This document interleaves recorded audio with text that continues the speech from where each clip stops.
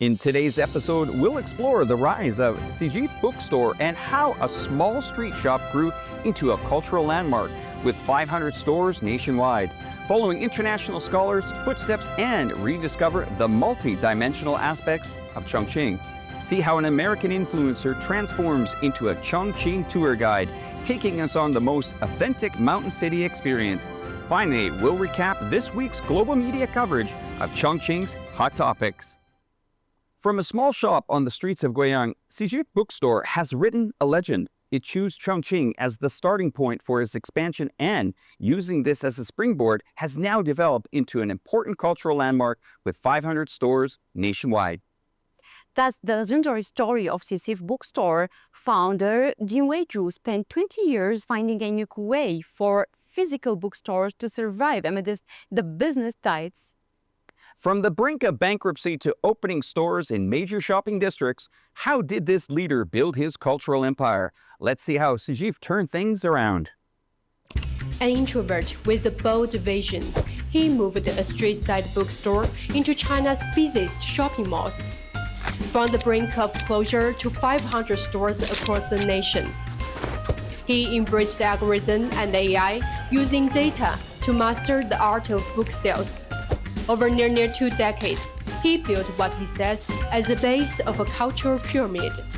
He is the architect behind Sijit's remarkable comeback, Jin Weizhu. Years ago, Sijit was just a struggling corner bookstore in Guizhou, teetering on the brink of closure.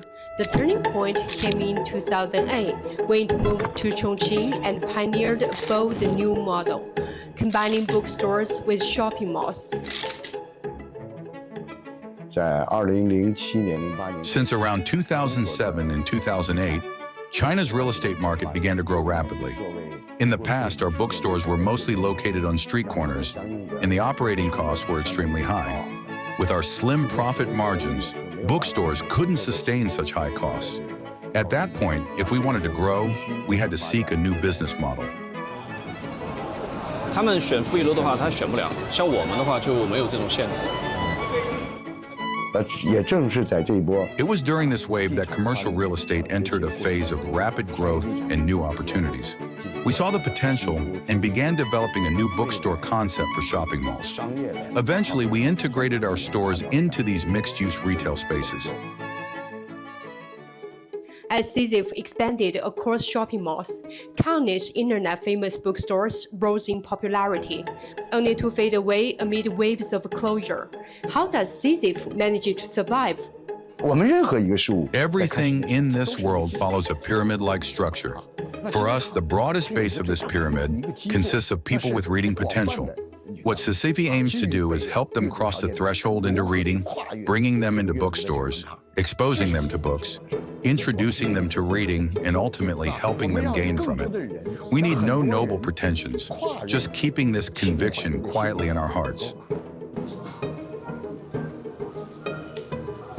看书是一个很闲散的事儿，周末了随便书翻一翻看一看。 However, Sijit, a bookstore that trades sentiment for strategy and is driven more by market, has never been short of controversy. How does it make money when so many others don't? Why shouldn't bookstores be profitable?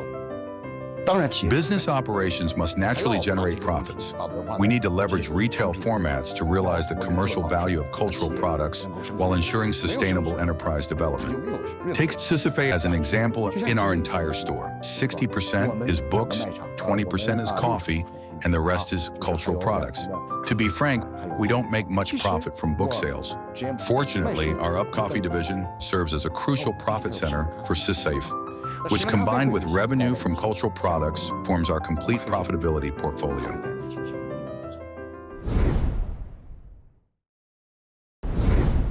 Well, Jen, recently an international scholar, Professor Ali, walked through Chongqing and wrote a special book based on his experiences. Yes, I've heard it's the first academic book in the world dedicated solely to walking through and reflecting on the city of Chongqing. It looks like he had a lot of insights during his city walk experience in Chongqing. Exactly. He interprets Chongqing through three dimensions: multi-layered, multi-identity, and multi-locality city. Let's follow his perspective and rediscover the city we know so well. As Chongqing rises in global visibility, more international scholars are turning their attention to the city. Professor Ali Shazmanzangi, ranked among the world's top 2% scientists by Stanford University for 3 consecutive years and recognized as one of the top 30 global experts in sustainable urban development, wrote a book about Chongqing. I felt Chongqing offers something very different. I thought it's a great opportunity for me to think about, actually put all my ideas about the city in one particular book. Released through the prestigious Springer publishing house recently, his new book, City Walks in Chongqing, is the first academic work on urban walking in Chongqing. When we go through cities, when we experience cities, the city actually talks to you. There's some sort of interrelationships we create with the cities in the urban environments. In today's dialogue, we'll explore what makes Chongqing stand out through this groundbreaking publication. This was actually the first time I wrote a book about a city. I thought it's a great opportunity for me to think about, actually put all my ideas about the city in one particular book. Well, I've been to 90 countries and regions in my life so far, and I hope I can visit more countries. Everywhere I go, I tend to walk. I tend to walk and experience places. That's maybe a bad habit of urban designer or urbanist. But I think every time I go to places, I like to experience places and observe how they work. Maybe a bit boring to so many, but it's the idea of how we experience and what the city offers back to us. And from that perspective, I always like to see what type of urban environments we have, what type of urban qualities we have, what type of social environments or social values we have, and where we could perhaps sometimes make a change as well, or maybe how we can enrich those particular experiences. But to me, I think it's always good to make sure we do have the city walks. Well, I see that your book is divided into 3 main sections, Yep. right? The multi-layer city, the Yep. multi-identity city, and the multi-locality city. So why did you organize your book in such particular order? Yeah. Well, I always believed that cities could have multiple identities. But one thing I think got my attention for a city like Chongqing is that the city is well structured in a very different way. And that's why I thought that there are multiple layers of the city, so there's a verticality into it. But Chongqing is not just vertical, but Chongqing also has this horizontality. Also, it has the path, it has the riversides, it has the spaces. So that perspective is the multiple layers of that part of the city of Chongqing. But also multiple identities is the central part of the discussion, is just because genuinely Chongqing is one of those cities that has multiple identities. It can be seen as a place for hot pot or for food. It can be a city for particular activities. It can be seen for its older districts or markets, etc. And each of those are very much embedded in the city's identity or identities, which I believe that Chongqing offers multi-identities rather than just one. And the last part is multi-localities, and I think part of that is understanding the communities, the society, and Chongqing is very rich with having multiple localities.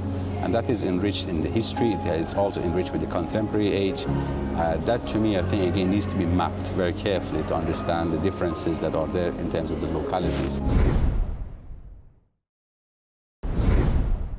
Chongqing's 8D magical landscape has become popular overseas, and even locals sometimes get lost. But recently, a US influencer became a tour guide in Chongqing. Can you believe it? Yeah, it's joyrid, right? He took iChongqing reporter Julius to places like Lijiba and Kuixing Tower, and even he experienced the Yangtze River cable car. He's basically a local expert. The most interesting part is that this foreign tour guide knowledge of Chongqing surprised even the locals. Let's see what this influencer sees in Chongqing.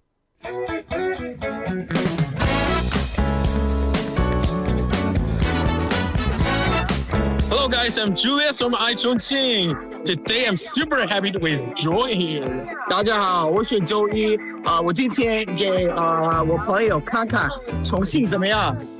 这是你第一次来重庆吗？ Come on, have a look of you. 我很高兴。Yeah, no, thank you for showing me around Chongqing, and I can't wait to see how this day is gonna go. Joey Reed, a viral influencer with more than 6 million followers on TikTok, famous for his signature hip-hop dance on the internet. Today, we're gonna bring his iconic moves to Chongqing's famous monorail landmark, the Lijiba Station.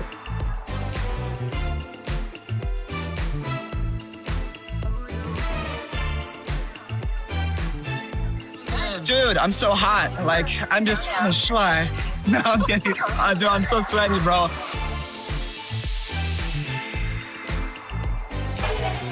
I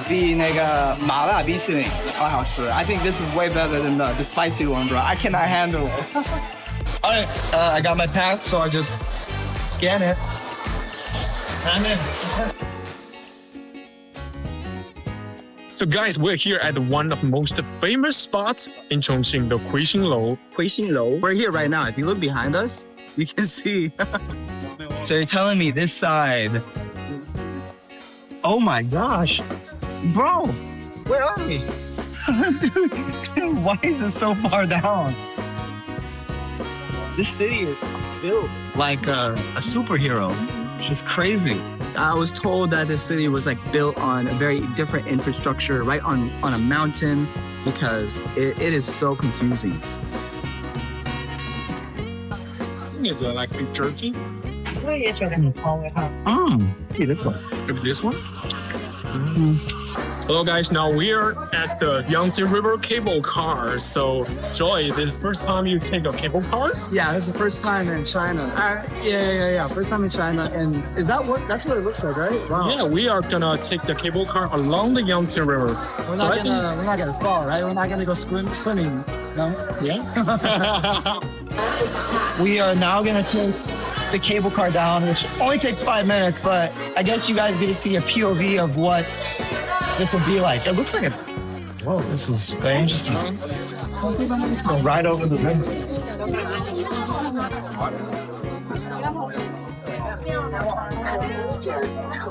It's a beautiful view, bro. I think I like outside more because that view is just ridiculous, man.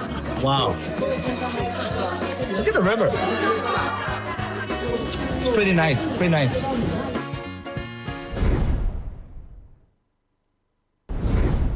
Let's take a look at the top stories about Chongqing catching the attention of global media this week.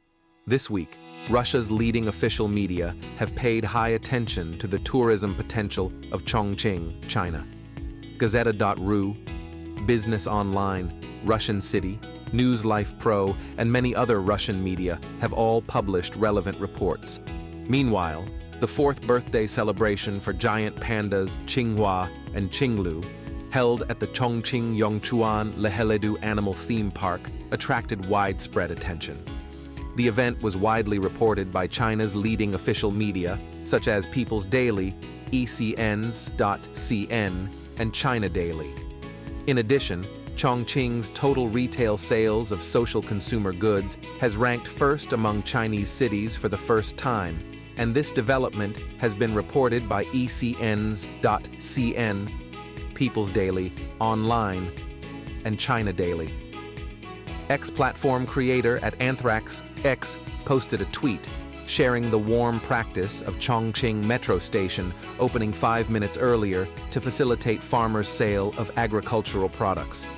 The tweet has garnered nearly 1.1 million views and 22,000 likes overseas.